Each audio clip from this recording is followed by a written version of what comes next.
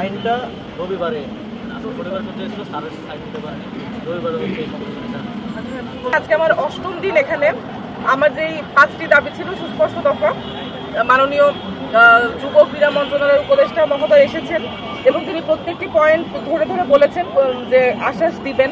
এবং আমি আমাদেরই যেহেতু সরকার, আমাদেরই ভাইয়েরা আছেন, আমার তাদের প্রতি পূর্ণ আস্থা আছে।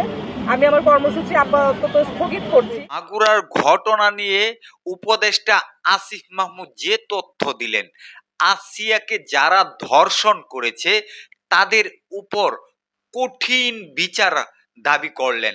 সম্মানিত ভিউয়ার্স, একটি ব্রিফিংয়ে আসিফ মাহমুদ উপদেষ্টা তিনি যে তথ্য দিয়েছে সেই আসিয়ার ঘটনাকে নিয়ে এবং হিটু শেখের কি শাস্তি হতে পারে, তাকে কি শাস্তি দিলে এই গোটা বিশ্বের মানুষ তার শাস্তি দেখে সতর্ক হতে পারে, যাতে এই সমস্ত কাজ আর না করতে পারে।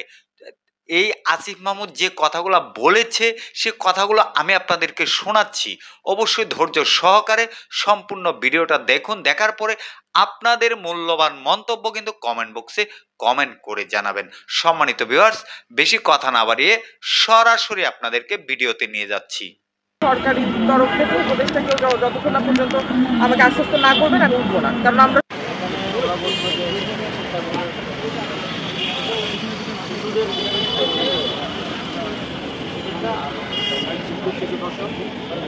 চেষ্টা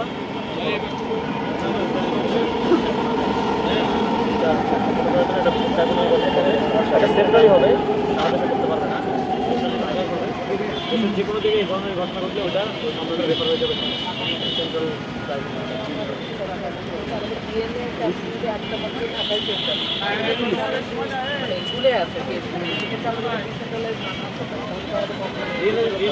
কথা হচ্ছে এটা স্বাস্থ্য মন্ত্রণালয়ের সাথে মারা গেল, এই জন্য হচ্ছে আমরা বলছিলাম বসা বসে খবর পেয়েছি যে স্বাস্থ্য উপদেষ্টা ছিল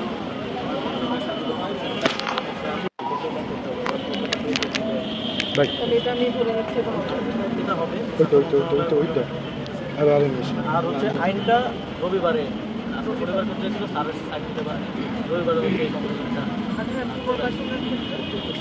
পুনর্বাসনের বিষয়ে এটাতে একটু যুদ্ধ বিষয়ক মন্ত্রণালয়, প্রাণ দুর্যোগ মন্ত্রণালয়কে ইয়ে করতে হবে, এনগেজ করতে হবে। যেহেতু নীতিমালা আছে, নীতিমালাতে এটাই নীতিমালাটা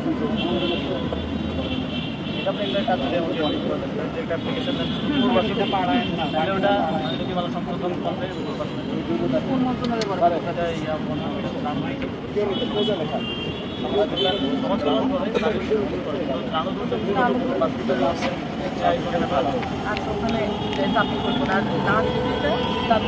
আমরা ক্যাম্পেইন দেখেছিলাম সরকারিভাবে, আমরা ধর্ষণের বিরুদ্ধে এরকম একটা সরকারি ক্যাম্পেইন চাই, যত রকম সহায়তা লাগবে আমরা ক্যাম্প অ্যাসেট নিয়ে যে একটা ইয়ে ছিল, এই উদ্যোগটা আমি নিয়েছি। এটা হচ্ছে যে একটা ইয়ে ছিল, একটা এবি ছিল, যে একটা অ্যাডভার্টাইজ ছিল খুব বিখ্যাত। তো এরকম একটা ইয়ে করার জন্য সংস্কৃতি মন্ত্রণালয় মূলত হচ্ছে এটা করে দিল। এটা স্থানীয় সরকার মন্ত্রণালয় হচ্ছে স্প্রেড করার জন্য কাজ করবে। আমাদের যত রিপোর্ট আছে, যে ডিজিটাল বোর্ড আছে, এগুলোর মাধ্যমে আমরা স্প্রেড করবো। সংস্কৃতি মন্ত্রণালয় এটা আমাদেরকে বানিয়ে প্রোভাইড করবে। টিভিটা একটা দিলে হবে না, একটা টেলিভিশনের জন্য, বিলবোর্ডের জন্য আবার ডিফারেন্ট ক্যান্ডেল, এটা বিভিন্ন ফরম্যাট করবে। আগে তো ইনসাইটফুল থটফুল হইতে হবে, এটা আগেটার মতো এঙ্গেজিং হবে না। তো এভিটা বানার দিনে আমরা এটা স্প্রেড করবো।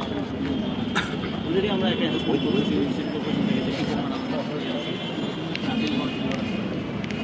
তাহলে তো মোটামুটি আমার তাহলে এখানে মোটামুটি এবার তো আমরা আরও এবার তো কিছু জিনিস নিয়ে তো হচ্ছে আরও বাইরেও সমালোচনা হচ্ছে, যেমন 90 দিনের মধ্যে বিচার হচ্ছে, যেমন জামিন না দেওয়ার বিষয়টা। ওই দিনের মধ্যে মনে হয় হাইকোর্ট আপিলের সম্ভব না, হাইকোর্ট আপিলের সম্ভব না। এখন জামিনের বিষয়টা নিয়ে বাইরেও একটু সমালোচনা আছে, জামিন অযোগ্য করে দেওয়াটা ফলস কেস অনেক হয়ে যায়। তো গভর্নমেন্ট প্রোঅ্যাক্টিভ বিষয়টা কাজ করতেছে, তবে ফলস কেসের দুটো বিবেচনায় নিয়ে হয়তো জামিনের বিষয়টা আরেকটু লোক করা যেতে পারে। 15 দিনের মধ্যে তদন্ত প্রতিবেদনটা জমা দিয়ে দেয়, তখন তো বোঝা যাবে এটা ফলস নাকি, প্রাথমিক তদন্তটা বোঝা যাবে। এখন প্রাথমিক তদন্ত আমাদের তো এখনও পুলিশ তৈরি তৈরি করতে পারেনি, সে তদন্ত নন বায়ার। এবং তদন্তে সাধারণত যেটা করে যে কোনো হালকে জানা আমাদের সব তদন্ত দিয়ে যায়, আমরা তো মামলা কেস দিয়ে দিচ্ছি। তো এটা একটু মুশকিল আর কি। এটা এখন না, এটা কিন্তু যে জামিন অযোগ্য এটার পক্ষে আমিও না। আমার মাথায় ব্যাপারটা আছে মিথ্যা ধর্ষণ কেসের ব্যাপারগুলো আবার হচ্ছে ওই বিয়ের প্রলোভনে হয়তো করেছে মিথ্যা কেসটা ওইটাতেই হয়েছে। রবিবার হচ্ছে আসিফ স্যার আমাকে টাইম লাইন আমাদের ওই মিটিংয়ে আসিফ স্যার বছর রবিবারের মধ্যে শনিবার করার জন্য ছিল, কিন্তু স্যার তো রবিবার হচ্ছে আমি কালকে আশা করি আবার এটা যদি এবার ক্যাবিনেট নিয়ে যেতে হয় তাহলে হয়তো নাহলে কালকে এটা চলে আসবে, কালকে আশা করা যায়। আমি কি মঙ্গলবার পর্যন্ত ডেটটা হচ্ছে আসিফ স্যার তো এখন আমার হচ্ছে আমি হচ্ছে ইন্টারভিউতে প্রোগ্রাম থেকে আসলাম, আমাদের প্রোগ্রাম থেকে স্যার ওইখানে আছে। আমি ডেটটা আপনাকে ফাইনাল আবার তার সাথে কথা বলে জানাতে পারবো। সংশোধনের ডেটটা সংশোধনটা হয়ে যাবে, এটা ডিসিশন হয়ে গেছে, ঘোষণা হয়ে গেছে, একটা সময় ব্যাপার প্রসেসটা করে। আবার এটা তো আইন মন্ত্রণালয়ের হচ্ছে আপনার এটা আইন সংশোধন করতে গেলে এটা আইনের সাথে নারী মন্ত্রণালয় যেটা ওরাও কানেক্ট, ওদের মতামতটাও আবার নিতে হয়, নাহলে আবার এটা ওই আইনটা পরবর্তী টিকবে না। তো ওই মন্ত্রণালয় থেকে মনে হয় ইয়ে নিচ্ছে, মন্ত্রণালয় লিখছে, মন্ত্রণালয় একটা আনসার দিলে তাদের মতামতটা দিলে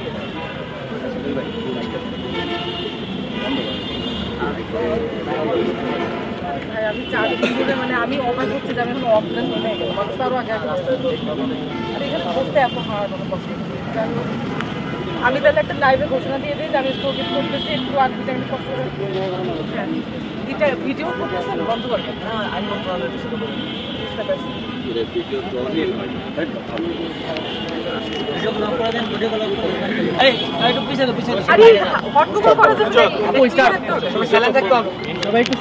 আচ্ছা, আসসালামু আলাইকুম। আপনারা ইতিমধ্যে হয়তো অনেকেই জানেন আজকে আমার 8ম দিন এখানে। আমার যেই 5টি দাবি ছিল সুস্পষ্ট দফা, মাননীয় যুব ক্রীড়া মন্ত্রণালয়ের উপদেষ্টা মহোদয় এসেছেন এবং তিনি প্রত্যেকটি পয়েন্ট ধরে ধরে বলেছেন যে আশ্বাস দিবেন। এবং আমি আমার মানে আমাদেরই যেহেতু সরকার আমাদেরই ভাইয়েরা আছেন, আমার তাদের প্রতি পূর্ণ আস্থা আছে। আমি আমার কর্মসূচি আপাতত স্থগিত করছি এবং আমি আশা করছি যে আগামী 1 সপ্তাহের মধ্যে এর একটি দৃশ্যমান ফল মাননীয় উপদেষ্টা মহোদয়ের মাধ্যমে আমরা পাবো। আর তারপরেও যদি আপনার সামনেই বলছি, তারপরেও যদি আমার মনে হয় যে আপনাদের উদ্যোগটি যথেষ্ট নয়, তারপরে হয়তো আমাদের পরবর্তী কোনো স্টেপ নেওয়া লাগতে পারে, তবে আমি আশা করছি লাগবে না। আপনারা যথেষ্ট আন্তরিক, সে ব্যাপারে আমরাও অবগত। তো আপনারাও সবাইকে একটা কথাই বলতে চাই, আপনারা আপনাদের কন্যা শিশুদেরকে একটু নিরাপদে রাখার ব্যবস্থা করুন। মা বোনদের যারা ভাইরা আছেন তারাও আসলে আপনাদের মা বোনেদের দায়িত্ব নিন, তাদেরকে নিরাপত্তা দেওয়ার চেষ্টা করুন। সরকারের ক্ষেত্রে তো সরকার দেখাচ্ছে আন্তরিকতা, এটাই আমার বলা ছিল। ধন্যবাদ।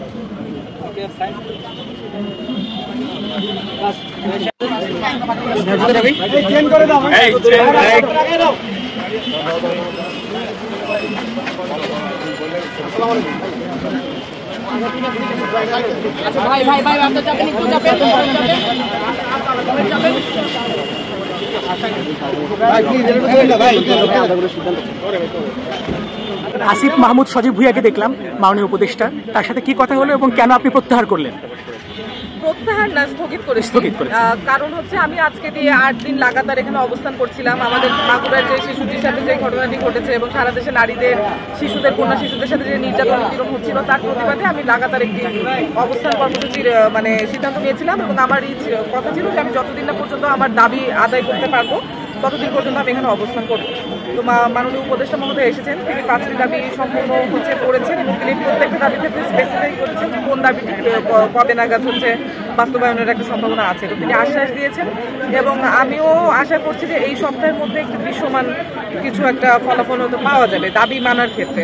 তো সেক্ষেত্রে তিনি যেহেতু এসে আশ্বস্ত করে গিয়েছেন, সেক্ষেত্রে আমি আমার মানে কর্মসূচি আপাতত স্থগিত করছি। পরবর্তীতে যদি প্রয়োজন লাগে বা যদি সেরকম কিছু ভবিষ্যতে মনে হয় তাহলে হয়তো আমি ভবিষ্যতে আবার মানে আসিফ মাহমুদ সজীব ভুঁইয়ার কথাতে আপনি কনভিন্স? আচ্ছা, 5টি দাবিটা আপনার কি একটু বলবেন নতুন করে? একটু 5টি দাবি। প্রথম দাবি ছিল হচ্ছে 180 দিনের মধ্যে ধর্ষণ এবং বলাৎকারের বিচার করতে হবে, 15 দিনের মধ্যে তদন্ত প্রতিবেদন জমা দিতে হবে, 30 দিনের মধ্যে লোয়ার কোর্ট রায় দিবে এবং বাকি 5 মাসের মধ্যে হাইকোর্ট এবং অ্যাপিলেট ডিভিশন তাদের হচ্ছে রায়টি দিয়ে একদম চূড়ান্ত যেই বিচারটি সেটি কার্যকর করবে। আমাদের দ্বিতীয় দাবি ছিল প্রত্যেকটি থানায় একজন নারী পুলিশ সদস্যের নেতৃত্বে একটি ইমার্জেন্সি ক্রাইসিস রেসপন্স টিম গঠন করে দিতে হবে এবং প্রত্যেকটি থানায় একটি অন স্টপ ক্রাইসিস সেন্টার গঠন করে দিতে হবে, যেটির কাজ হবে ভিকটিমকে মানসিক এবং হচ্ছে কোনো যদি আইনি যদি আর্থিক ক্ষেত্রে যদি কোনো আইনি সহায়তা লাগে সেটি প্রোভাইড করা। আমাদের তৃতীয় দাবি ছিল নারী এবং শিশু নির্যাতন দমন আইন ধারা 14 যেটি আছে সেটিতে গণমাধ্যমে ভিকটিমের নাম পরিচয় প্রকাশ করার ক্ষেত্রে একটি নিষেধাজ্ঞা আছে, সেটি সংশোধন করে সামাজিক যোগাযোগ মাধ্যমের ক্ষেত্রেও সেই নিষেধাজ্ঞাটি যোগ করতে হবে। আমাদের চতুর্থ দাবি হচ্ছে ভিকটিমের দীর্ঘমেয়াদী যে পুনর্বাসন, সেটির জন্য তার যে একটা লম্বা সময় ধরে তাকে যে মানসিক সাপোর্ট দেওয়া সেটি দিয়ে যেতে হবে এবং তার যদি কোনো আইনি সহায়তা লাগে সেটিও রাষ্ট্রীয়ভাবে দিতে হবে এবং তার সামাজিক নিরাপত্তা নিশ্চিত করতে যতগুলো স্টেপ দরকার সব কিছু করতে হবে। আমাদের সর্বশেষ দাবিটি হচ্ছে ধর্ষণের বিরুদ্ধে একটি সামাজিক আন্দোলন করে দিতে হবে এবং হচ্ছে সমাজের যে সুবিধাবঞ্চিত শ্রেণী এবং যেখানে আমরা ঘটনাগুলো ইদানিং বেশি দেখছি সেই শ্রেণীতে সচেতনতা বাড়াতে হবে এবং ভিকটিমকে ভিকটিমাইজ করার জন্য যেসব শব্দ ইজ্জত চলে যাওয়া, সম্মানহানি, সম্মান চলে যাওয়া, এই শব্দের জুলুমান ভিকটিমের উপর করা যাবে না এবং এই উদ্যোগটি সরকারকে নিতে হবে। আমাদের মানে অ্যাসিড সন্ত্রাস নিয়ে বেশ সরকারি ক্যাম্পেইনের একটা সফল উদাহরণ আমাদের কাছে আছে। তো মাননীয় উপদেষ্টা আমাদেরকে আশ্বস্ত করেছেন তিনি এরকম কিছু একটা উদ্যোগ নেবেন ধর্ষণের বিরুদ্ধে এবং আমাদের হচ্ছে নৈতিক শিক্ষা এবং হচ্ছে লিঙ্গ সমতা এই বিষয়গুলি প্রকৃত বিষয় হিসেবে অন্তর্ভুক্ত করতে হবে। আপু লাস্টলি মানে অনেকেই আন্দোলন করছে, অনেকেই কর্মসূচি দিচ্ছে, অনেকে অবস্থান কর্মসূচি দিচ্ছে, অনেকে অনশন করছে, মানে আপনার কাছে এসে এই যে মানে আপনাকে কনভিন্স করা কিংবা 5টি দাবি মেনে নেওয়া এটা কিভাবে সম্ভব হলো? না, আমার তো আজকে 8ম দিন, আমি 4 দিন ধরে অসুস্থ। তো আমি মানে আমার সাথে যোগাযোগ করার চেষ্টা করেছেন কয়েকজন, তো আমি এটাই বলেছি যে আমাদের সরকারি তরফ থেকে উপদেষ্টা কেউ যতক্ষণ না পর্যন্ত আমাকে আশ্বস্ত না করবেন আমি উঠবো না, কারণ আমরা সবসময় আশ্বাস দেখি কিন্তু আমরা বাস্তবায়ন দেখি না। বাস্তবায়ন কবে নাগাদ হবে সেটার একটা মানে দিক রোডম্যাপ দিতে হবে, তো মাননীয় উপদেষ্টা দিয়েছে। অনেক ধন্যবাদ আপু। সম্মানিত ভিউয়ার্স, এই যে আসিফ মাহমুদের কথাগুলো শুনলেন, কথাগুলো কতটুকু ভালো লেগেছে অবশ্যই আপনাদের মূল্যবান মন্তব্য কিন্তু কমেন্ট বক্সে কমেন্ট করে জানাবেন। সবাই ভিডিওটা শেয়ার করে ছড়িয়ে দিবেন সবাইকে দেখার জন্য। আপনার মূল্যবান মন্তব্য কমেন্টে জানাবেন যে আসলে এই হিটু শেখের কি শাস্তি হলে বাংলাদেশের মানুষ সেই শাস্তি দেখে যাতে সতর্ক হতে পারে। সবাই ভালো থাকবেন, সুস্থ থাকবেন। পরবর্তী কোনো একটা আপডেট নিয়ে আমি আপনাদের মাঝে হাজির হব। আসসালামু আলাইকুম।